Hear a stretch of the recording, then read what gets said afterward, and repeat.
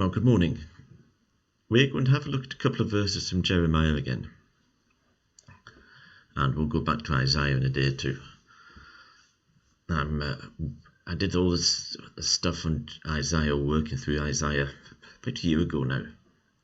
And work through Jeremiah at the moment. So, let's have a look. Just two verses from Jeremiah chapter 15, verses 10 and 11. Now, let's remind ourselves of what's happening. Jeremiah has been told to be a prophet to the nations, and particularly to Judah and Jerusalem by God. And it's not a happy message he has to give them. It's a message condemning them for their sin and telling them in no uncertain terms of the utter destruction that is coming their way, and that it is coming for the simple reason that they have persistently disobeyed the Lord. So you can imagine he's not popular. And at the same time, there are many prophets around, or false prophets there were, who said, "The Lord will save us, the Lord will prosper us. God will not let his temple be destroyed." It's a much more comforting message. One you would, at least naturally speaking, much prefer to be true. So Jeremiah wasn't the least bit popular, and people were planning by this stage to kill him. And Jeremiah is a great prophet of God. Actually, he also prophesies salvation as well. But he's not popular. I say he's a great prophet of God, but he's also a man, a human being. And all this pressure is getting to him. And this, in the latter half of chapter 15, is complaining to God. That's what he's doing here. If you just read verse 10.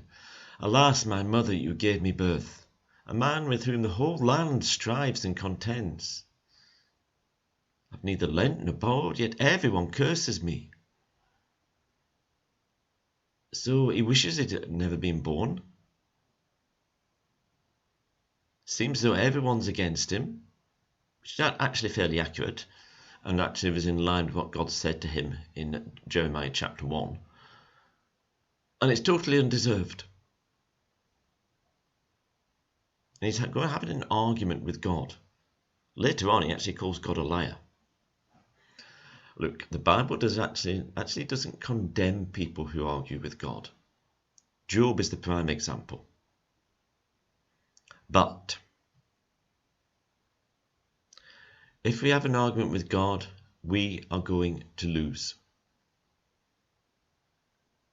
But actually, we win. Because you see, when we think everything's against us, when we are in utter despair, or maybe just disgruntled, but if we're in complete despair, we are not seeing things as they really are. We have lost sight of God. Our faith is nowhere to be seen. We need to have our minds changed, our vision changed. So, the first part of what I want to say today is, it's good to argue with God. It's good to lose an argument with God. And we will always lose, thank goodness, because God is perfect. God is always right. God is the one with all wisdom and understanding. Right, I was going to do this as a single video clip, but decided to split it into two, so you can get some stuff on Jeremiah 15:11 in the second video clip.